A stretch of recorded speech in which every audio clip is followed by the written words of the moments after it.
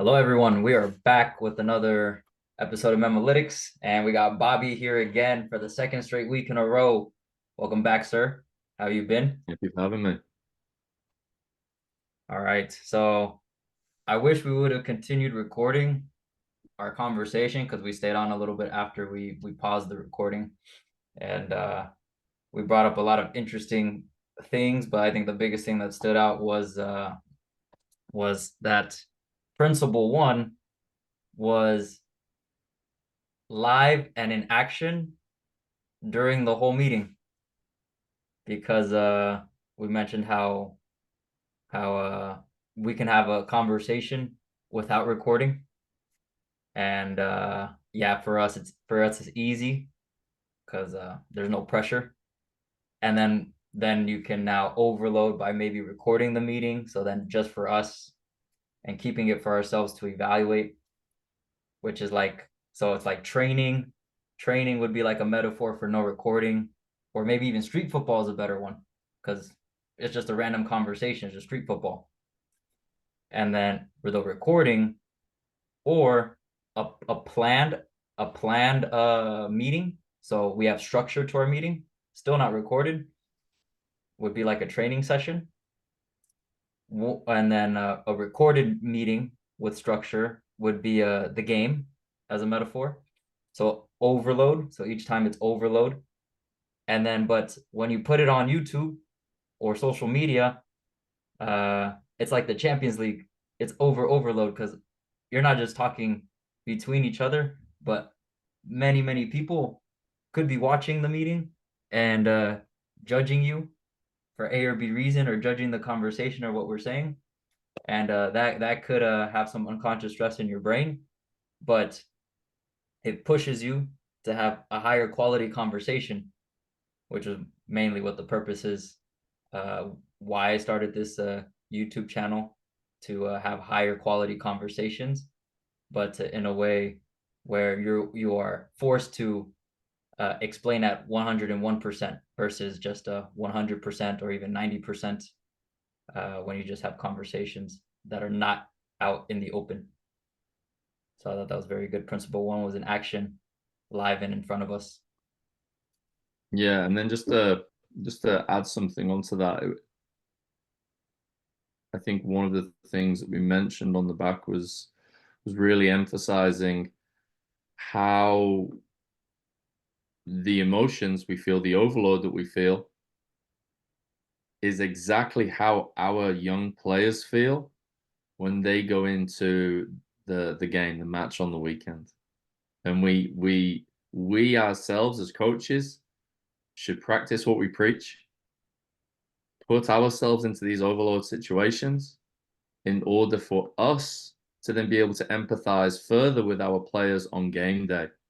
Mm. Because if we know that this is how we are feeling, that is probably how they are feeling going into the match also. And I thought that was a really great takeaway from the previous conversation. It definitely widened my view of how I then went into all of my matches last weekend. That's for sure.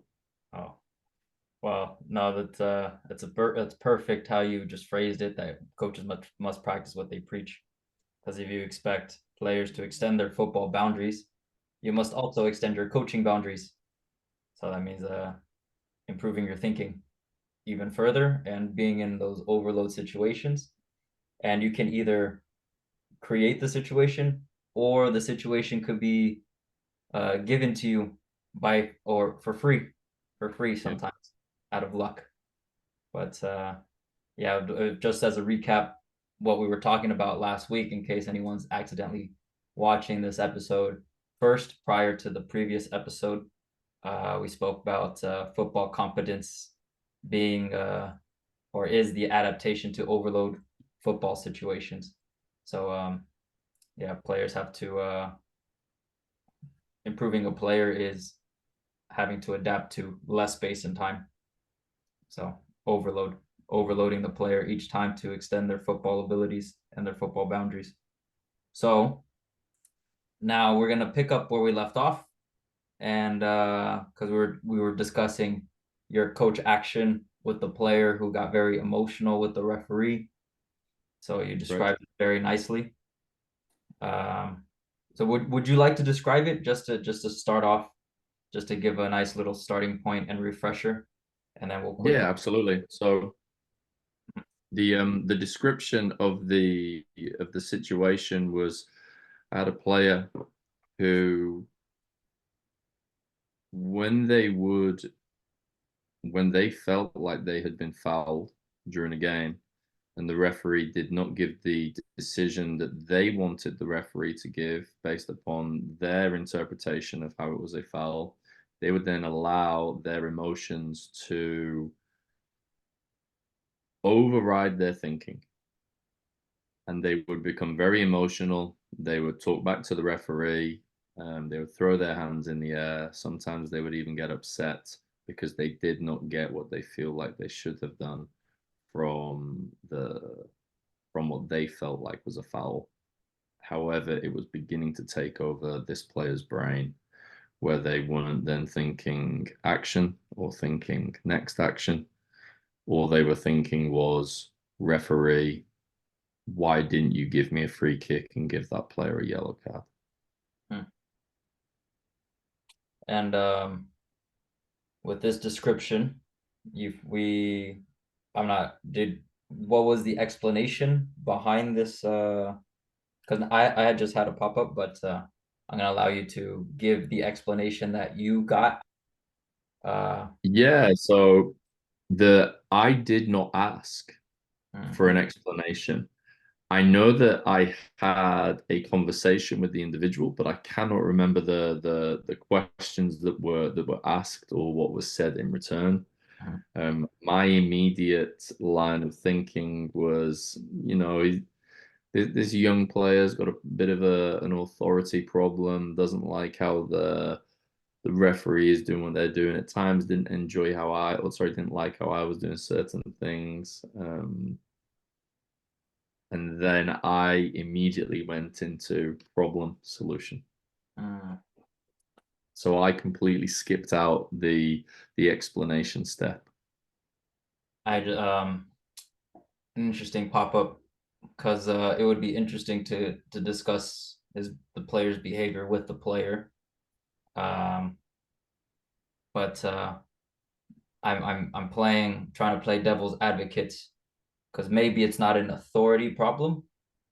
Maybe it's this child was raised um, in a way where he always got what he wanted, and then when he Possible. didn't get what he wanted, tantrum, and then the parents, not to blame the parents, but the parents to stop the tantrum just gave in to the child.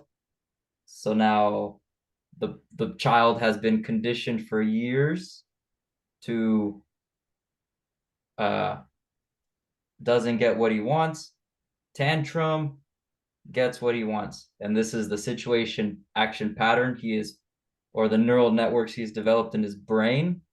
And now it's reproducing itself on the field, but the referee is not going to give in like the parents.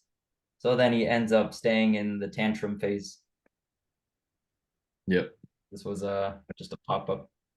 And I think in the football coaching theory book that was outlined as social competence, I think. Mm-hmm. And Not allowing for the child to become socially competent. yeah, it's very important to understand your player, even though it is a team sport and the players contribute to the team. It's also important to know the individual for who they are and what they've gone through in life. So then you could better manage the individual within the team context. And then when you do pull them aside, it is a human being conversation between human beings. But when it's within the team setting, it's the he is within the boundaries of the team. So that's just to put it in perspective, because you cannot speak to an individual uh, with this. I am the coach, and you are the human or the player. but there's a human being, there's a human relationship here at Yeah. individual level versus when you're with the team and you're speaking to the player within a team setting. The two contexts are totally different. Yeah. And yeah, that's and just understanding how behavior gets reproduced over time and how neural networks get developed. And you can either help this player deactivate the button if that's even possible, or help him be aware of the button so he can better manage the button. I think we spoke about that a little bit. Yep. But yeah, so that was just a little pop up I had, or a little hypothesis of the reasoning that he could have had this tantrum. But then you went into, so then your next the next phase of your coach action was deciding what. So this is when you created a hypothesis, your hypothetical solution. And what was your hypothetical solution? Yeah, so if you remember, this is something that we actually went through in the discussion from last week, Mhm. because my thought processes immediately went from the describing part of the coach action straight to the almost the deciding how, bordering uh, execution phase. So when we then went through it again, the deciding what part was something along the lines of um, what I am going to do. Trying to think. I think it was something along the lines of create a situation to allow for the player to begin to think action versus think referee. Hmm. And maybe what I'm doing here with that description there is I'm merging the deciding what with the deciding how. I can't remember accurately. Hmm. So you're trying to improve this player's football thinking ability to maintain think action and not not think referee. So Yeah. maintaining his thinking throughout the game. So managing that unconscious button in his brain, and then how you decided to do it was through situation coaching. And what was And the that was an interesting point as well, because we then started to discuss why I chose situation coaching versus reference coaching. Mhm.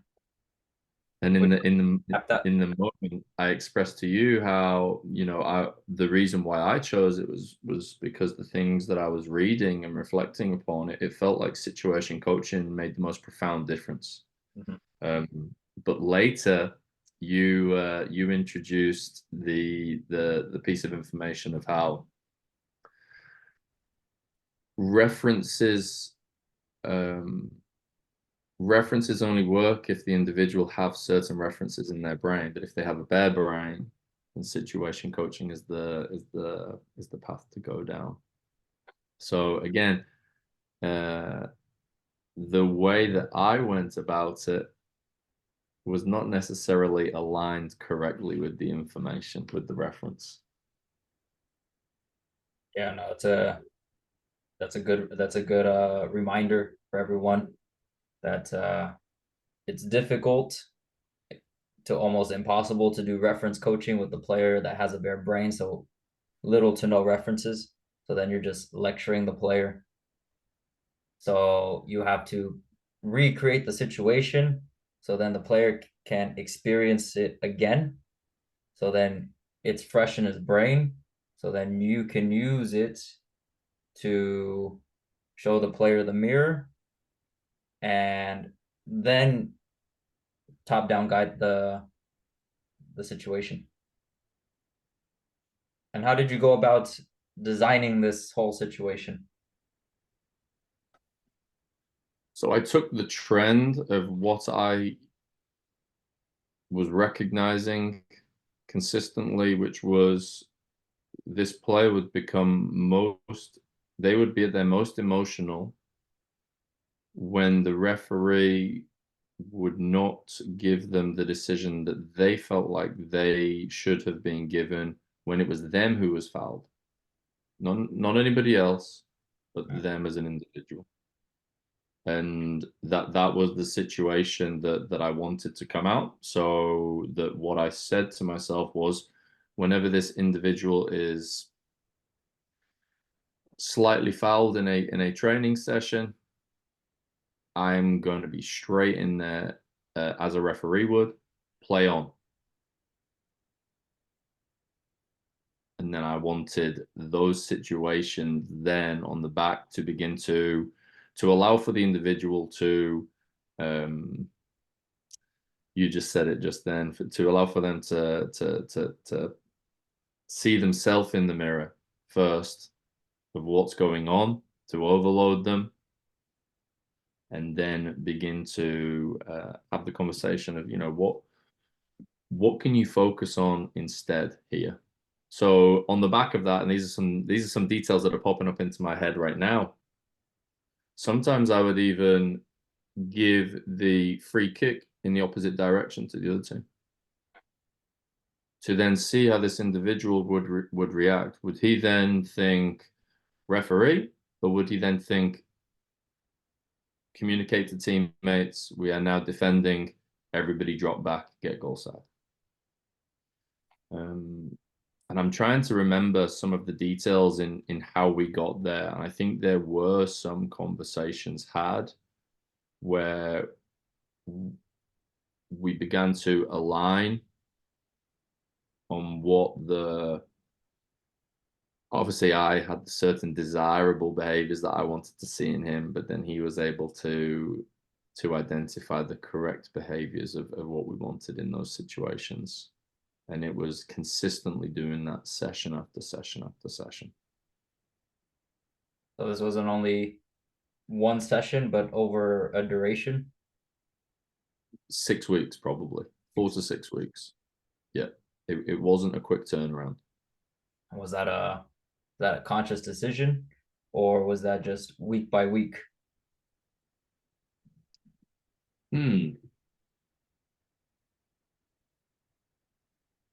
Regarding, so I would say one of the main reasons for the length of it, the duration that it took, 4 to 6 weeks, had a lot to do with my own lack of designing my coach action and knowing after here, I'm then going to go here and then here and then here. It was very much apply what I thought was the right thing to do, and then reflect on it, evaluate on it, and then think about, right, what is the next phase? What is the next phase? And then what is the next phase? Having said that, though, and I'm assuming here, and I'm going back to the whole social competence thing that we spoke about with this player, it may also have taken that long anyway, because these behaviors that this player may have had could have been extremely ingrained from outside of the football world, if that makes sense. Mm-hmm. Yeah, because you only get the player, what, 3 hours a week, but maybe 4.5 hours a week. Yep. And 3 times a week. So then that's like 1% of his week. So then how impactful? So your coaching must be very impactful, because then he might just go home and be like, wow, coach was picking on me today. Or did you also explain to him afterwards, hey, by the way, we're going to overload you for the next 6 weeks? Yes, it was. I do remember that there was some notification on my part, but there was also me notifying the parents of what I was doing also. Very smart. Yeah. And they were extremely supportive. They were extremely supportive. They saw how it was really grabbing a hold of him, affecting him in the matches. So yeah, they were extremely supportive of it. And when it all came full circle, they were, for lack of a better word, thankful, very grateful. They said that they'd seen the improvements in other areas. Even him just sitting down, Mhm. doing homework whenever he came home from school, which wasn't my intention, but I guess things have a knock-on effect as well. The experience had a big impact on him then, and it really made him stare at himself in the mirror. Yep. So, but I think that's very smart, d designed by you to notify the parents, because then in this day and age now, things like this could backfire on you very quickly. Uh, Yeah, and the way that when I do make those types of decisions, and I think it was something that Bert Van Lingen wrote in the Youth Learning Process book, um, which was that the parents are there to support the something to do with how the parents are there to support the developmental needs of the player. mhm, So are their actions aligned with the coach actions and the developmental steps?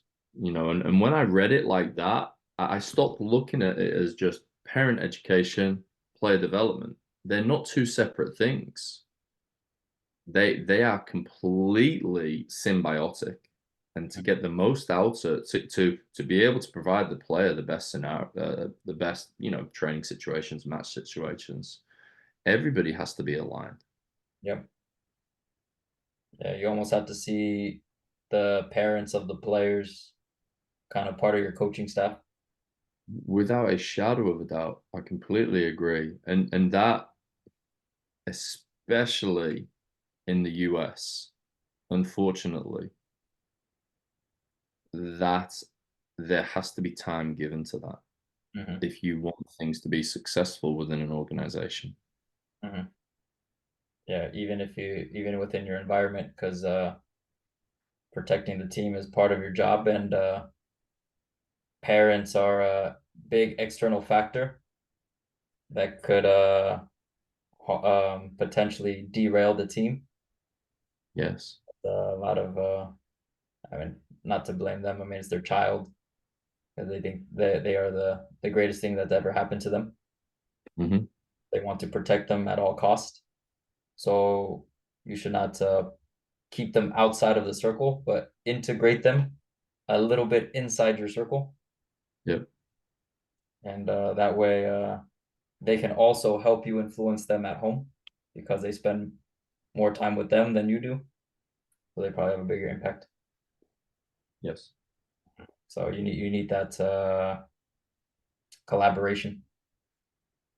So You do. it's a big big point that you make that everyone should take away from this right now. Stop looking at parents as the enemy, but as part of your coaching staff, because you need them, because they could easily turn things around on you.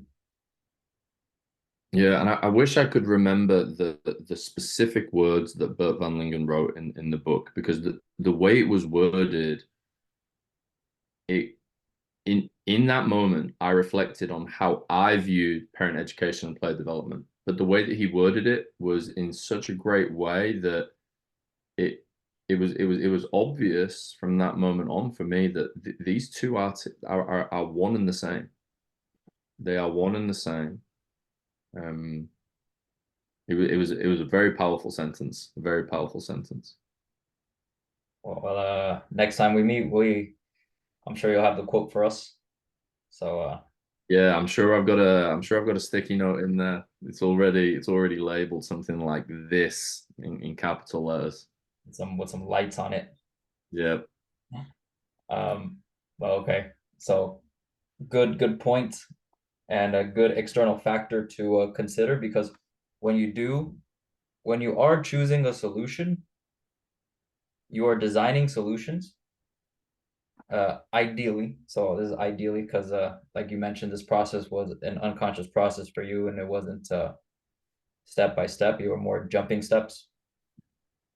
But when you go Yes, thoroughly through the steps and you're designing a solution, should you consider external factors before designing potential solutions or after designing potential solutions?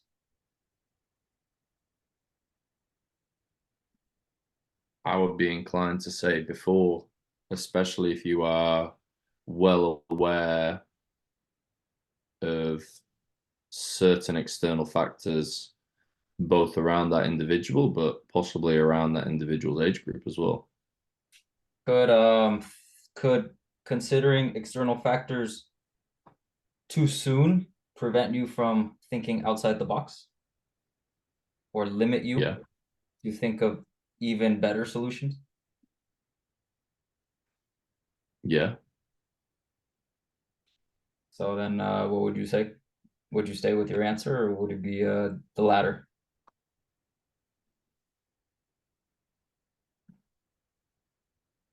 I can see the possible implications for doing it either way. I think it's very, I think it's very contextual, possibly. Either way, you're considering external factors. Right, because with one, you're considering them, but kind of holding them Mhm. while you go with your first iteration of what you think your solution is. But then in this in the second one, you are already applying them. But maybe because they are external factors, you might not need to include them in your solution because they are external to begin with. Maybe you can solve them first without including the external factors. Because how would you evolve more as a coach if you limit yourself to your external factors or thinking outside the box with no limitations? And then once you Right. the best solutions you can possibly think of, so maybe you have There you four, go. okay? I put the best four solutions I could possibly think of. Now these are my external factors. Based on these external factors, which one do I choose? Yeah. Choose and then possibly later on modify. Yeah. Versus oh, these are my external factors. I'm gonna design this. Wait, no, that's not gonna work. I'm gonna design this. No, that might not work. So then you're limiting yourself to what you could potentially create. Yes. And look, I just learned this recently. So it took it was a big eureka moment. The penny dropped big time because I used to think in terms of external factors before solution, or sorry, not solution, before designing application. We're designing the application. We've chosen the solution. We're designing an application for the solution. So I would think the external factors first, and it would limit me to think of better solutions or better applications. Sorry, I'm still reconditioning my brain. But now that you put external factors at a later stage of the process, it kind of opens up your thinking to even more possibilities. Yeah.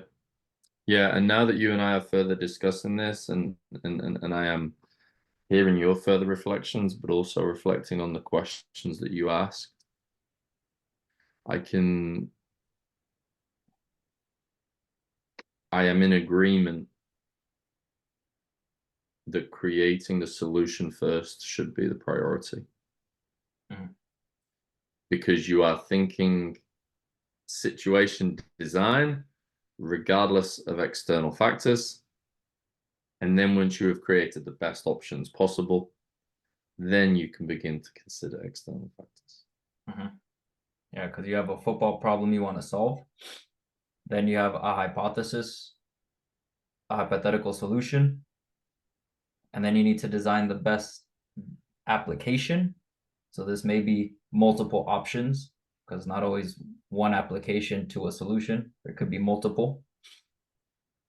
Just like how in a football action, things get extinct as you go down. The way you are going to perform a football action. Uh, so then now you go from maybe with a certain speed or a certain direction, but then those get extinct because of depending on the situation. But you should first, yeah, the first design the best applications, and then your external factors become relevant after that. Mm-hmm. That was I think that's going to help a lot of coaches, uh, and even further develop their thinking. Because when you limit yourself, yeah, there's no pushing your thinking boundaries. You're designing application boundaries because you're in a Yes. box. Yeah, and I'm just hearing and I'm making notes here of some of the things that I've gone through recently that I think apply to what you were just saying there. But just hearing that last minute of the way that you described all of that, there are again, I'm laughing because problem solution for me, right? Um, there have been moments where I have done both, but I have been unconscious about doing both. Sometimes I've identified a football problem. Here's my hypothesis. I'm now designing the best application regardless of external factors. But then there are other ones where I'm creating them considering the external factors, and I'm going through it. And again, I'm making notes here because there's some situations that I'm going to be going into next week as a coach that are new for me, and I'm going to be going through these little steps that you just that you just described, so that I can now be a little bit more conscious about the process that I'm going through. Yeah, and I hope this helps you because I can't imagine now the plethora of applications you could potentially create now, just holding off your external factors to a later moment in your coach action phase. Um, yeah, no, I think that's going to be a big tool or big reference to store in the coach's brain. And look, it might be difficult because we always think about our environment and our external factors, but again, it also pushes your boundaries because now you have to practice suppressing that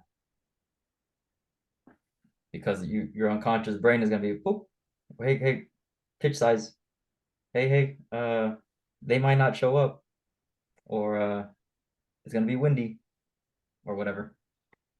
But Yeah, a practice long list.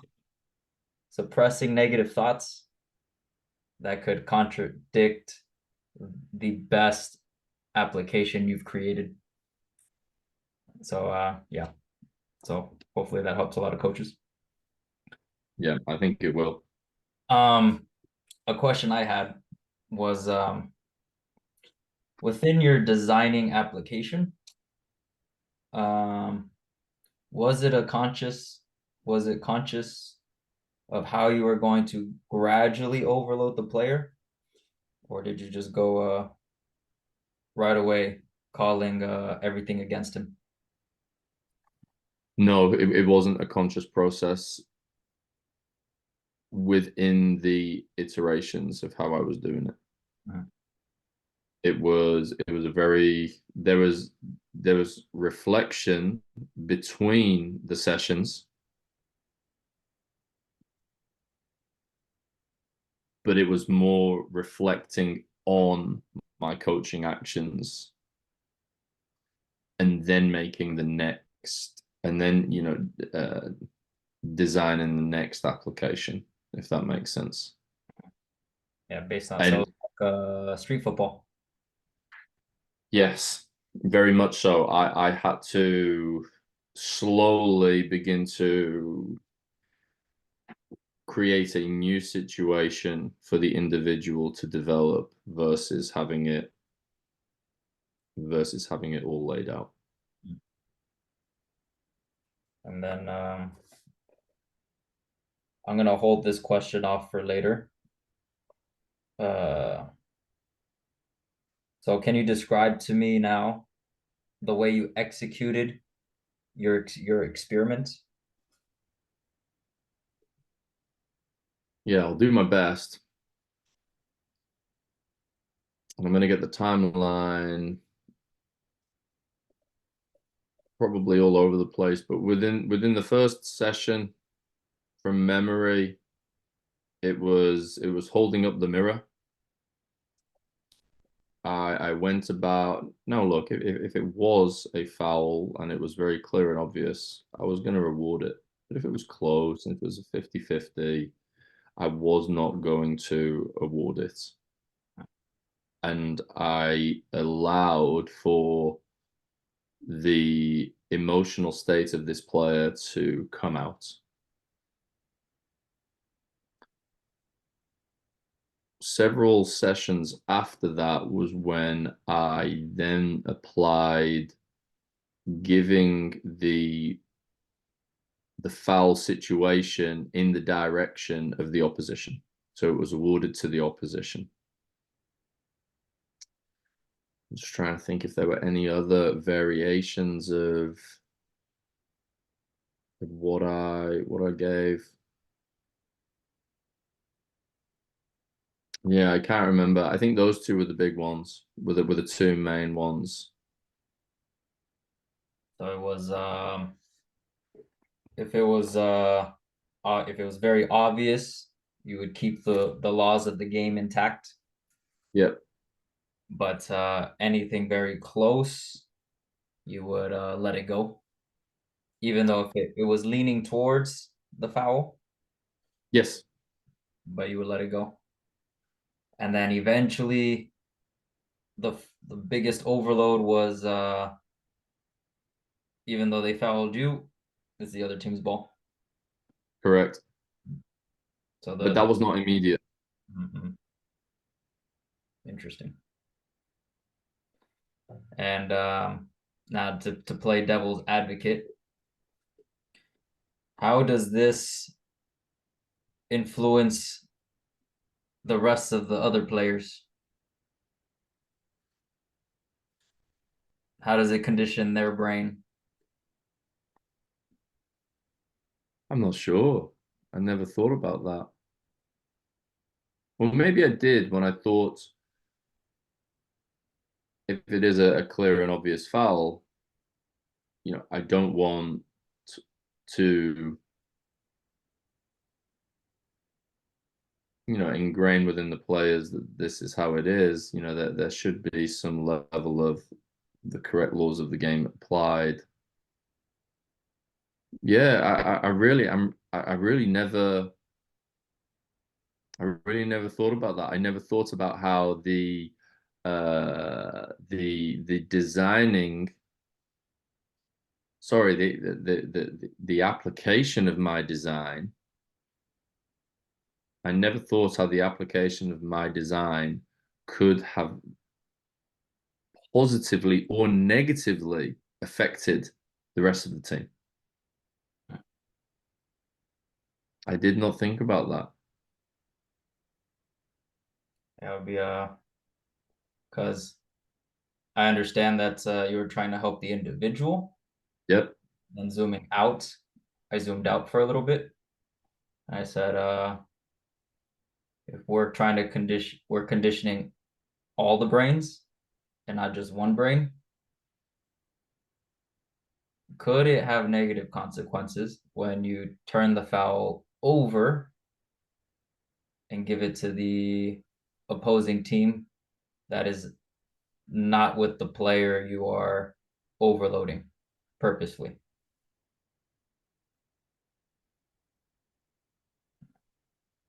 Yeah, So like rewarding I that, I, I did not think about it.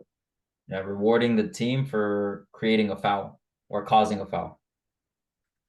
And the way that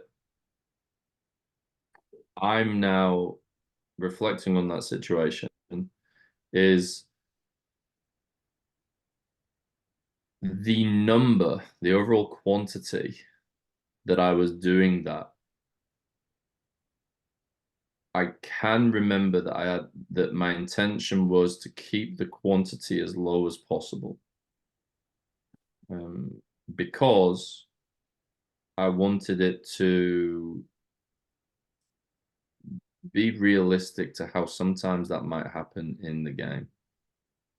You're in a match. I'm stood on this part of the sideline. I'm watching the game. I see it from here. Yep, our free kick. Referee gives it in the other direction. Um, so I do remember the number low.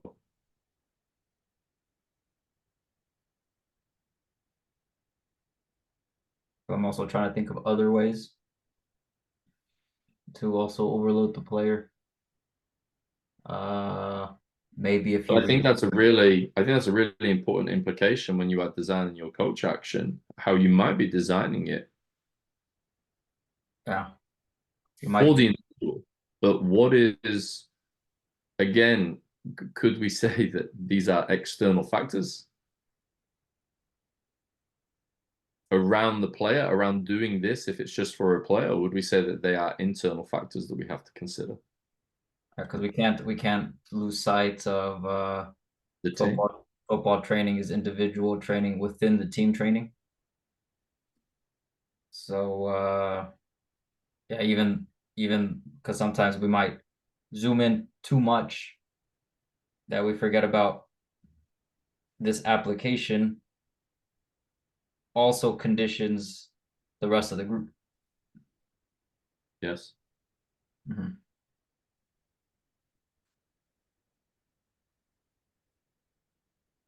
Were the players aware that this was gonna occur? Nope. Did the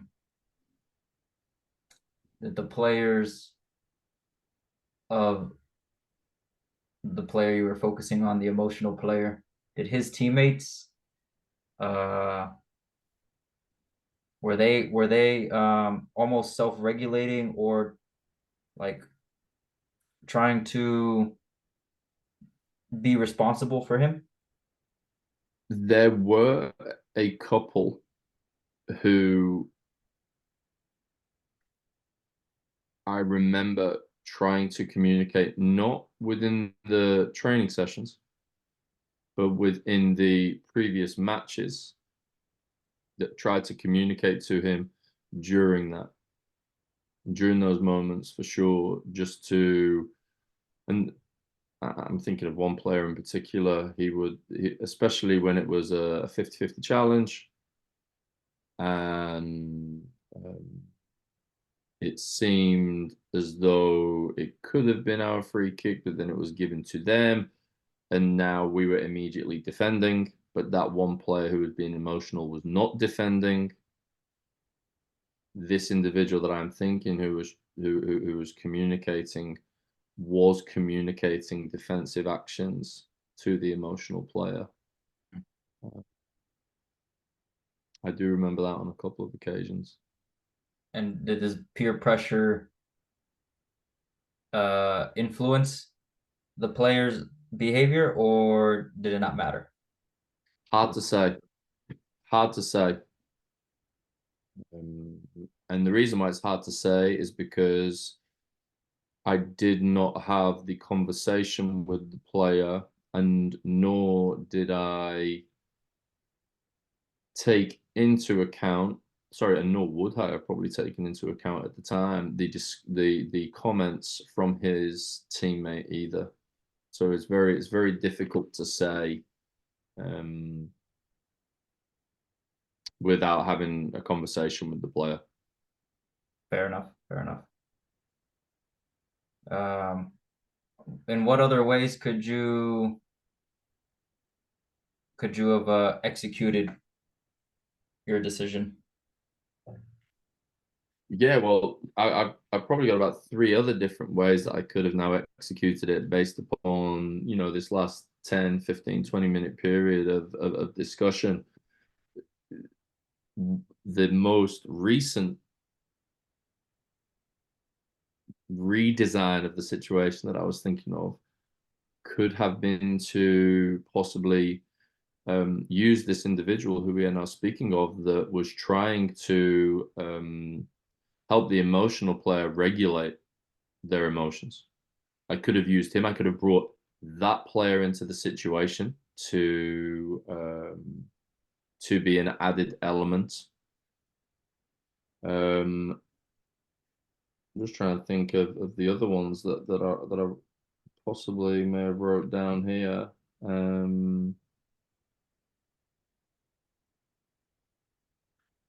Just because we had mentioned the possible implications of what it would be on the other team, and the possible implications that it may have had to the rest of the group. So my immediate thought is definitely the one of including this player who is trying, who is also conscious of it within the situation. But then I guess it's more to do with considering the other possible elements to this coach action before going into it, and definitely having a more methodical step-by-step approach to it all. But now I'm also thinking in several ways, because maybe it's first allowing just the occasional, maybe like the frequency of your fouls week by week, and then maybe yeah, maybe the peer pressure from his teammates. So then maybe you get the captain say, hey, today we're gonna push him a little bit. I want you to stay on top of him and make sure he is always thinking task, because now he has that peer pressure. So that maybe that's the next gradual overload. And then Yes. maybe the next gradual overload is the opponent. So now getting the opposing team player who fouled him or that was up against it, like, hey guys, we're gonna push him a little bit further today. If any one of you get in a battle with him, so you're fighting for the ball or you're competing with him for the ball, and the foul is called, maybe you a little bit of smack talk, nothing crazy, Yes. just a little bit of smack talk, like, hey, get up, like stay on the floor. So then maybe that's the next one, and then maybe you then the next one probably would be a friendly match, and you have a word with the referee prior to the game. Say if that player even talks a little bit towards you, yellow card right away, and see how he reacts, and just gradually pushing him. That's just me right now, and Yeah, like, no, I agree. I'm I think they are good gradual overloading steps. Um, that includes the team so that it doesn't then have a negative impact on them, but they can also be a part. And again, this goes back to situation coaching. mhm, The team can be a part of it because the players overload the players. mhm. Because then just using the captain as an example. So you think of this very nice gradual process, and then you realize uh maybe your captain's not the one for the job. Yeah, possibly. Maybe you have to pick the player who's not the captain but is the most vocal in the team, and you pair them together. But again, you have to think outside the box, and then using your external factors. Okay, maybe not the captain, but the one who's more vocal. Yep. Maybe it's your center back. And then you have to think, okay, who can I put him against, like a direct, who's going to be his direct opponent today, and who's the one that's like very mouthy on the pitch, who tends to do it. So then now he's definitely going to overload. So now it's more purposeful, and that's just you getting to know your players. Hmm. So again, Yeah, and I think that without the considering layers the factor first, you right. get more options.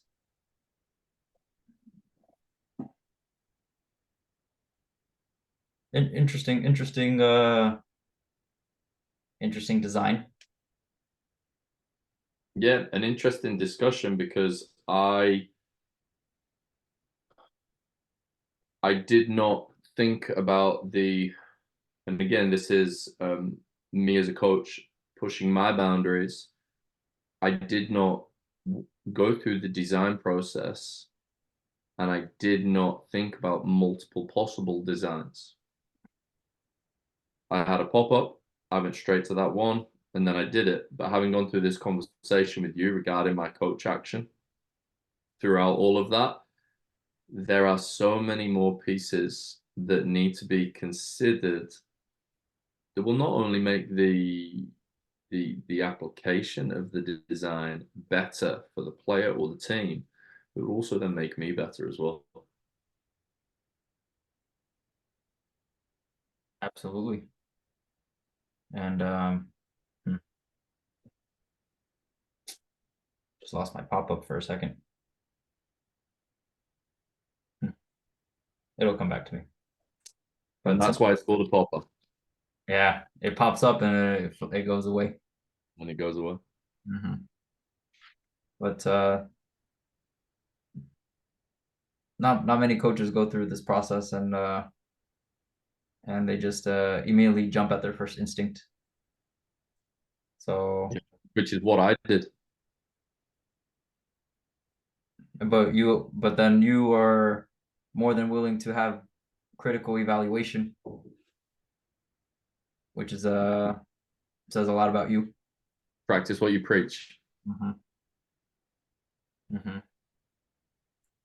So then, oh, there's my pop up again. What were the results now? Because we talked about it a little bit the last video, but we didn't get to come back full circle to it because you mentioned it had an effect. Yes, The effect went away. correct. Yeah, so the situation with this individual was this, we saw a positive impact with this approach, and it allowed for the player to push on leaps and bounds. The best way to describe it was all of their thought processes were now thinking about football. There wasn't any wasting of thought processes regarding referee, parent on the sideline, opponent pushing too hard. This individual went from strength to strength to strength. So much so, the individual went from his team and was moved up a team. And what was the behavior? The behavioral change? Uh, can you describe that in like in football action language? The behavioral change from the player. Explain to me what you mean by football action language with change of behavior. So the player, because you said strength to strength, but that's very abstract. Yep, yep, I'm with you. I'm with you. So the player went from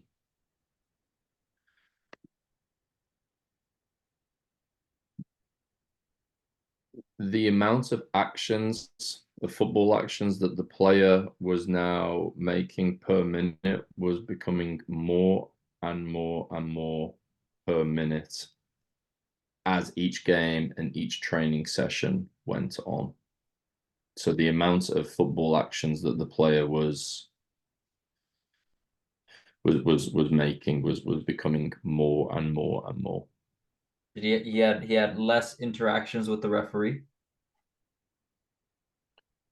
They began towards the end of our time together to become positive interactions, laughing, joking interactions. Hmm. And that was not by design either, the laughing and joking. That was merely him as he was approaching, as he was in that part of the journey. Was that his way of calming his brain down? I'm not sure. I didn't ask. I didn't ask, but I remember seeing it from me stood across the field and seeing this young boy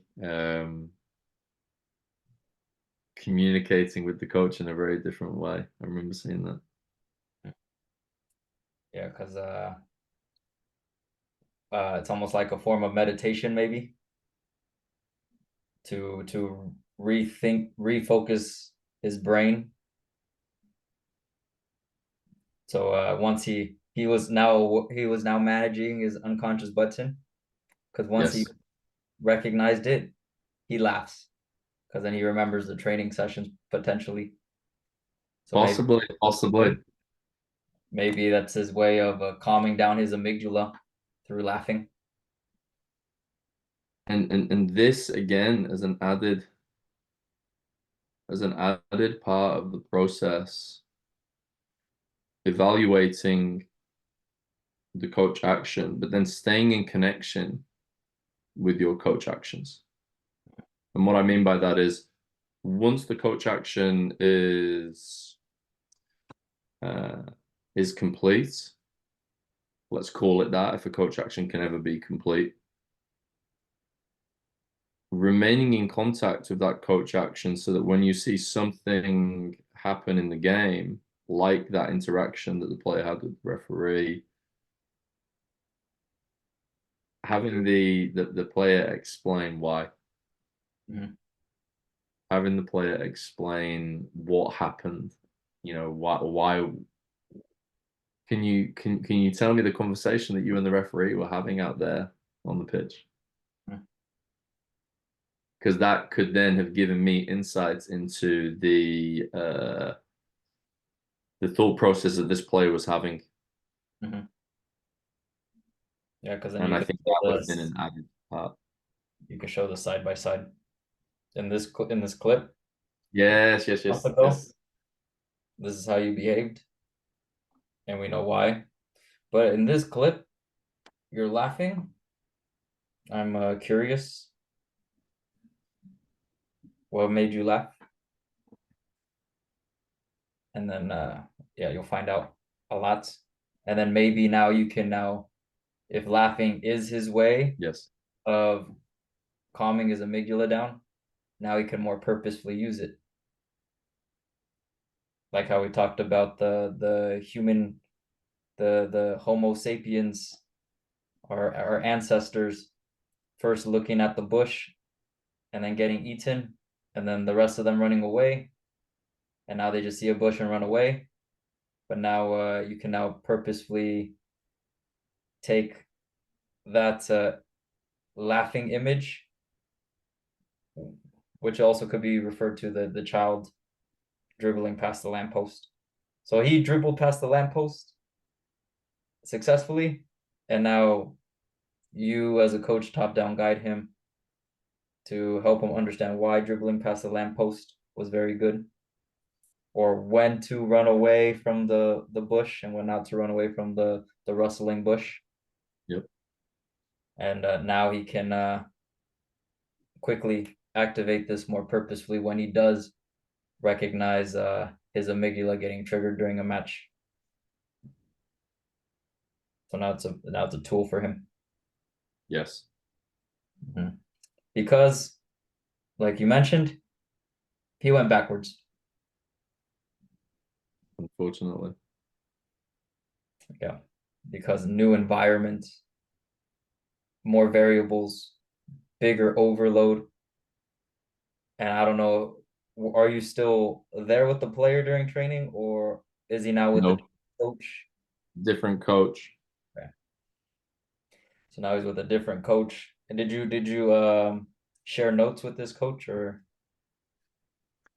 I have attempted to share notes with this coach and discuss the process that I went through with this player. But the problem that I stumbled upon when I was discussing the process that I went through, and this is me reflecting now, I did not activate, sorry, I was unable to achieve what I wanted to achieve because I was trying to activate the wrong parts of this coach's brain. And the discussion that we were having did not lead to a successful implementation of that coach then looking to do something similar. maintain your work? Yes, to maintain the work. And I think it had something to do with when I was discussing it with him, there was no context of that player thinking referee, thinking foul, thinking complain, thinking throw hands in the air. So the coach didn't have the reference of how that player acted. Mhm. Um, and nor did I have a clear enough process of guiding them through. I merely went in with my problem that I identified and my solution that I then applied. And I think they are two reasons as to why there was no maintenance of the work that had already been applied to that player. Mm. And are they noticing the same problem? Yes, Okay. And so when you described it to them, basically it had no meaning to them. correct. Correct. It had no meaning. And now the conversations are the way that I am now going about it. And again, this is another coach action. Mhm. Um, with that coach is what do you think we could do here for this player? And seeing if they come to the same conclusion, and then maybe I can then be on the opposite side of the recording with that coach and helping them put together a cleaner process of how to do it. Mhm. Yeah, that would be good practice for you. Yeah, I think it just shows well, regardless of the new coach, I think it just goes to show how wired our brains are, because when it's easy to lose what you just worked on for, what was it, a few weeks, months. Yeah, it was the start of the season. It was about 4 to 6 weeks. Yeah.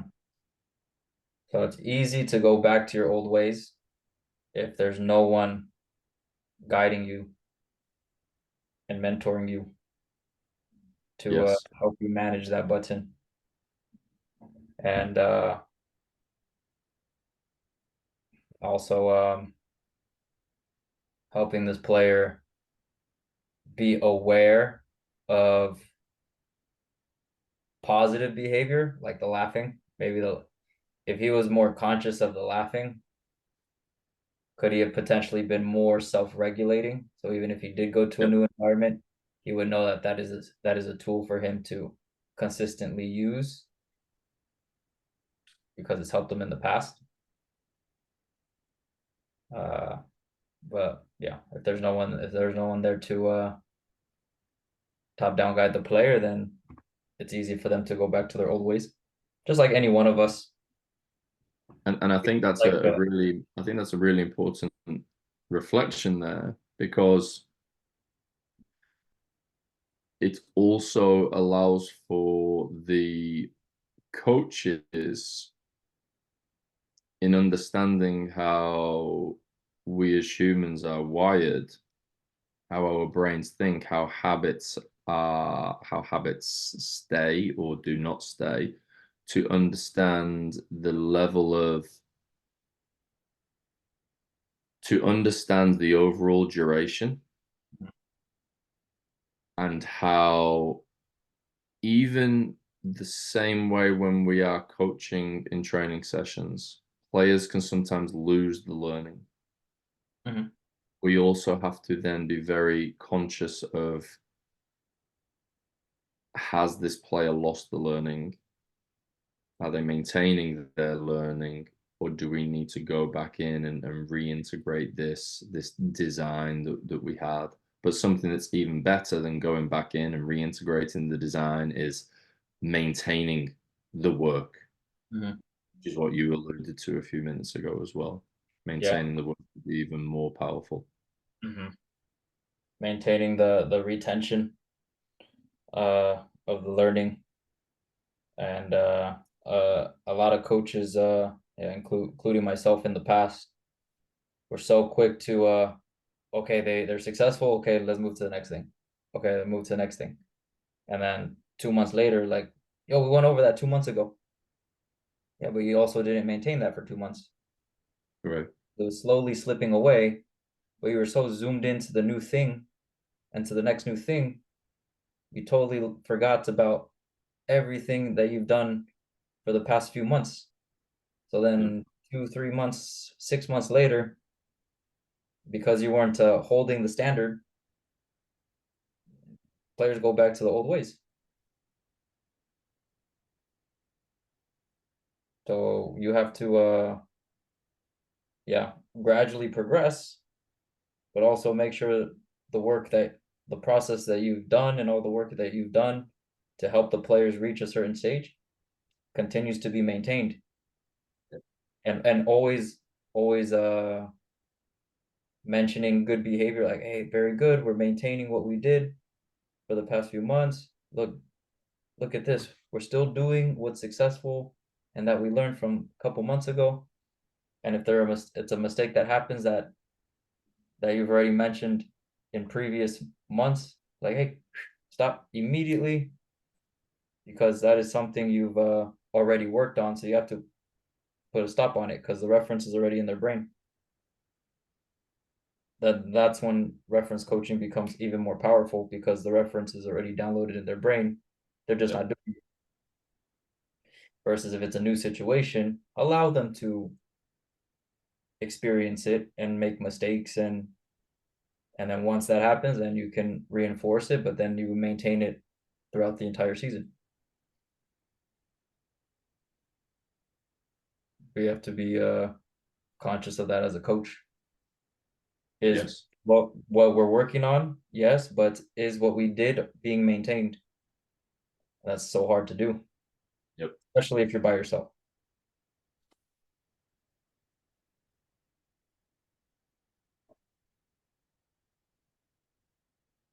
Yep, I think I just you get flashbacks. Yeah, and that's what I'm making some notes of, while we are discussing this, the flashbacks to previous weeks, but also the moments that I know are coming up in the future. Mhm. Because I've already identified some problems that could happen in the future regarding the team and certain situations that the team is going to be put into, and I have to begin to design my coach actions in a much better way. Mhm. And a way to better manage that is if you have a gradual methodological approach, Yep, change, changing one variable at a time versus changing three versus changing five, six variables at a time. And it's easier to keep track and it's easier to maintain, and it's not a lot of overload for the player because it's just one layer at a time. And that's easier. It's easier for you to check back and remind them versus you uh working on one thing and then you're working on this thing and now you have to come back 6 steps, indeed. and then they're like, oh yeah, we don't remember. Yep. Because that is overload. Yeah. Hmm. So always integrating a methodological approach within the designing your application. You probably have to think for the future too. Yes. And then when you're And I think, designing a new one, you have to think about the past. yeah, Kind of like how you would periodize the week. You don't just look uh you don't just look towards the next game. We also what happened last week, or how did the match before affect the players? Was it a very demanding match? So then you have to tweak the week based on that game. So you have to look forward. You also have to look backwards when you periodize.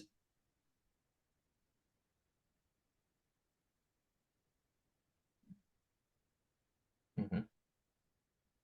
and the questions that you've been asking me throughout all of this have been extremely thought-provoking with respect to the depth that is possible within each step of the process. And that comes back to designing your coach actions in the first place to then be able to evaluate your coach actions Yeah, yeah, so that you can then improve your coach actions in the future. yeah. Because if you don't do this, it's hard to find out where you went wrong. Because if you just went from, okay, this is what I saw, this is how I'm gonna solve it. A lot of things happened in between that you weren't aware of. Yep. It's like, why did I think of that? But also then keeping a running collection of those coach actions and how you are now keeping track of and seeing if the individual or the team is then regulating those pieces that you have applied. That is that is another skill Mm-hmm. in addition to the coach creating a coach action, a well-designed, applied coach action. Yeah, yeah, yeah. Because even you have to always the evaluating part is probably even more equally as crucial because without a very good design or engineering of the coach action, it's hard to evaluate. But if you can't evaluate well, then the next action won't be better than your last action. So then you have to be able to observe multiple things. Yep. Okay, the this design provoked. Okay, what was the behavior of the players before?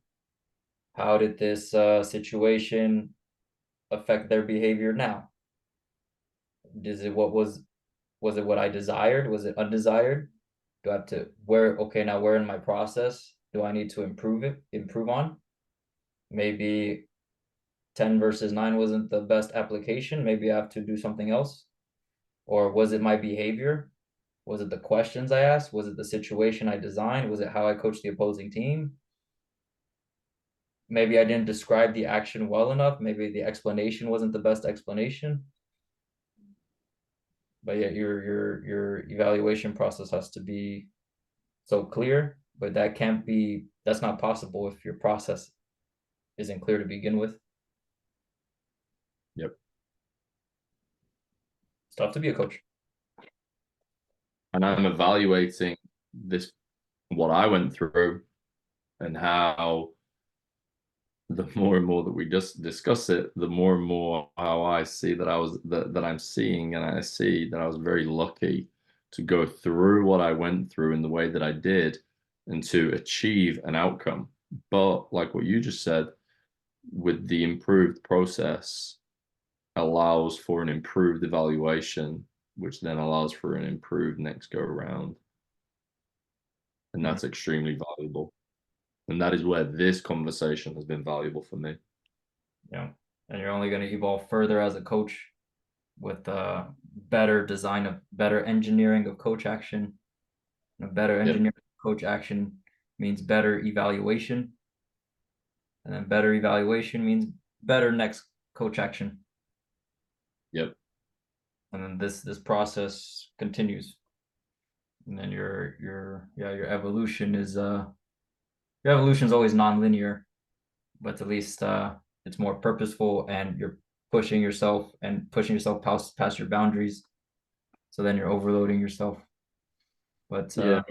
The more that I'm reflecting, especially on the last piece that you just said there, was it's hard to be a coach. The it's hard to be a good coach.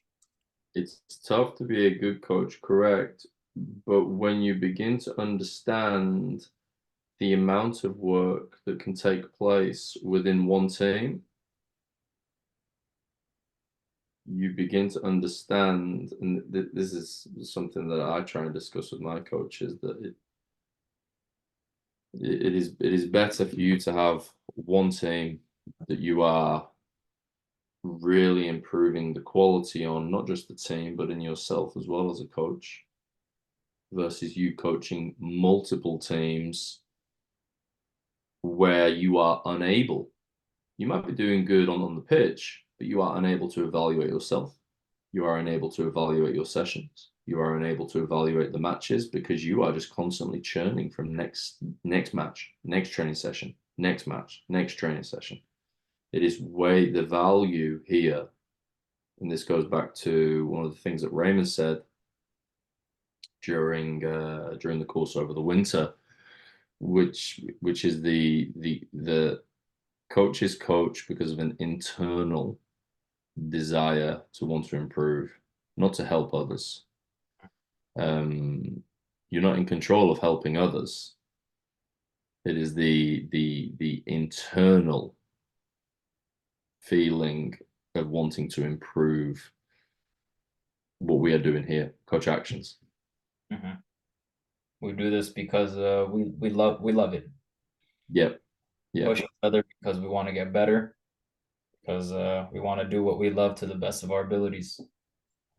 And yeah, just to go back to your point where having one team is enough, and I agree with that, because when you do have two teams, three teams, which a lot of coaches do, especially in this country, you are stretched so thin that just like a football player, Yes. you're spending more time recovering because you're stretched so thin.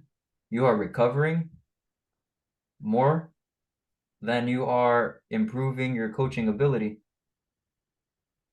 So just like a player, if he's overtraining, he's never going to improve. And super compensation in terms of periodization. So yeah, the baseline of fitness. Yep. And you have a training effect, so you train. So now you go underneath, but because the body doesn't like to be damaged, it's overcompensate. So it super compensates for it. So now your new 0 point is here. So now your new baseline is slightly higher.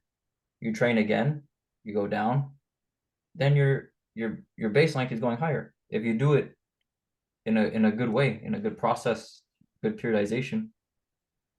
But if you don't do it in a good way, and you end up, okay, you train as a footballer, boom, you're recovering, boom, you train again. And you're recovering, boom, and you just dig yourself in a deeper hole. And eventually you overtrain so much that you get injured. Just like a coach. You have three teams, you don't have time, there's no time to recover and super compensate your brain. Yep. So then you end up in a hole and you get burnt out. So then either you stop giving your 100%, which I don't think it's hard to do in the beginning with 2 or 3 teams. You stop giving your 100%, you start to lose that passion you had for coaching, and you burn out and you eventually quit. or it affects your personal life. It spills into your personal life, which is a very sad thing. Yep. And it's something that I think a lot of people can empathize with, what was just said just there. Yep. I mean, I'm a personal example. Yep. Yep. So one team is more than enough. And if you want to do your job 100%, you would understand the importance of giving your everything to one group. Yes. And even though you try to do it for two groups, three groups, it's not possible. You're gonna get a lot of brain fatigue, and you'll never stretch your boundaries. So then you'll settle for mediocre training sessions instead of improved training sessions, and then even better training sessions. But the players are the ones that it's at the expense of the players. Yep. It's always at the expense of the players. So that's the sad truth. But hopefully coaches reflect and they do find time to evaluate their situations and even find time to recover fully, because like the brain just never stops. So okay, Bobby, I know we are at our 90-minute mark plus extra time. Yes. FIFA time. Yeah. Final reflections, final comments before we have to sign off. Again, just similar but a little bit different reflection from the last the previous discussion that you and I had. Didn't go the way that I thought it would. But the value has been within the discussion. The value has been within the questions that were asked and the thoughts that were provoked in order to design an improved coach action for the next time that the situation occurs. So yeah, lots of notes and lots of thinking to be had. But I do probably think that we probably have another discussion to be had just to review and finish out situation coaching with regard to football situations and the adaptation to overload within football situations. Primarily because we have focused a lot of time on my example, and that was because of how I introduced everything and how you then had to clear everything up for me and provide the references and then to create clarity with everything that we have now discussed. But I also think some time needs to be spent on the discussion of the adaptation to overload in the football situations.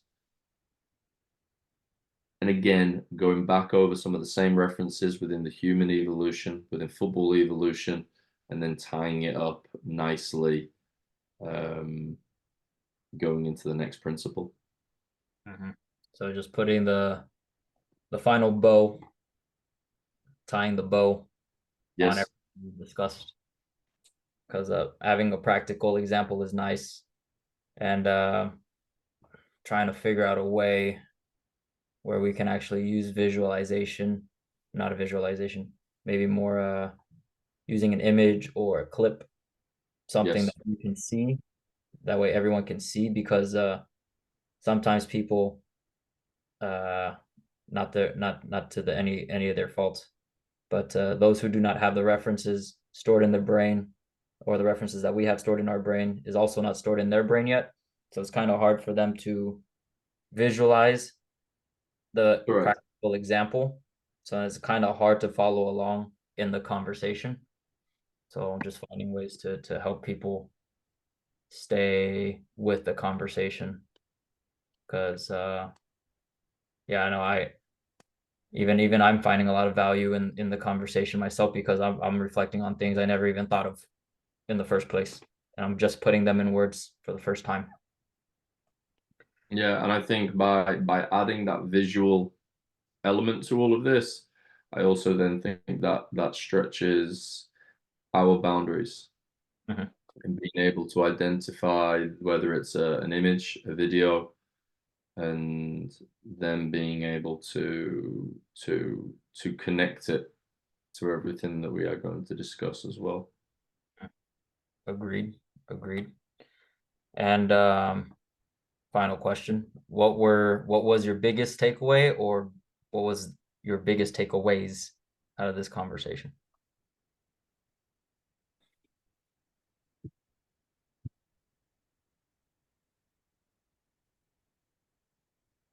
Two large takeaways. One of them to do with the designing of the application without taking into account the external variables to begin with, so as to not limit myself in what is possible in with respect to the designing of the application. Mhm. And then the second one would be primarily to do with taking into account more taking into account more of the situation that I am looking to then design my next situation on. And what I mean by that is taking into account of the pieces around the emotional player, like his teammate who was attempting to communicate to him to do the next action, the next football action. I didn't take that into account with my design because when I was looking at the situation, all I saw was this individual and what was going on.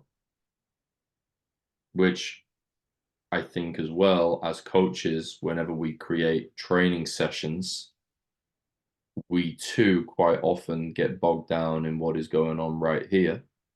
Mhm. And we focus too much on what is happening here versus taking into consideration the much bigger picture,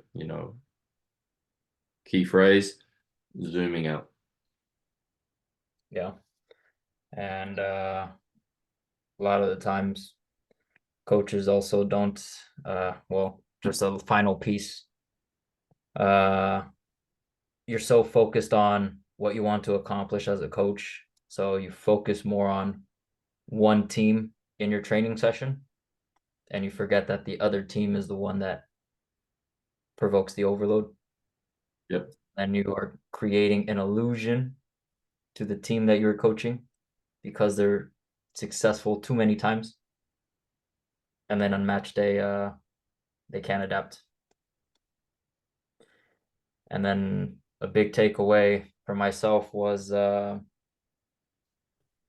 was finally able to put in words what occurred to me as a coach.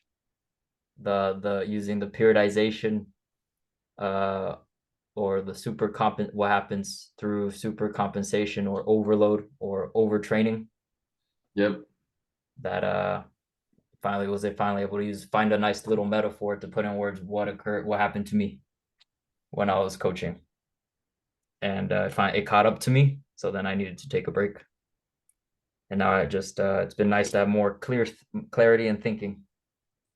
So that was a nice little reflection to have by accident. And not just a reflection for you, I think that is a reflection for the majority of the coaching that goes on within the country. And now hopefully a lot of people lasted to that part, so then they can now be aware of this and manage their situation better, because it's hard to stay in this landscape here, in the US, especially when some people use where coaching is their job. So they have to coach 2 or 3 teams. And that is their livelihood. And even though it is their livelihood, uh, not at the expense of the players. If you choose to be in that environment, you owe it to the players to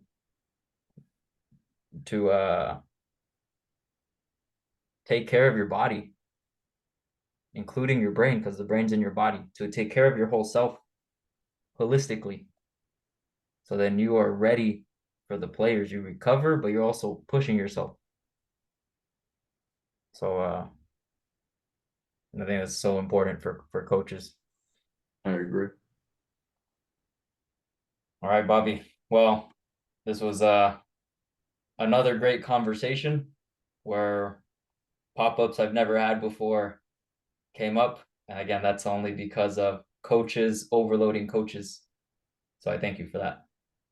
Yeah, my pleasure for bringing this ill-designed situation to the table and allowing for us to both improve in different ways by navigating through it. So no, the pleasure was all mine. All right, man. Well, I will see you again soon. And good luck to you for this upcoming week. And I can't wait to hear how this conversation helps you for this upcoming week. So Absolutely. Thank take you. care. See you later. Bye.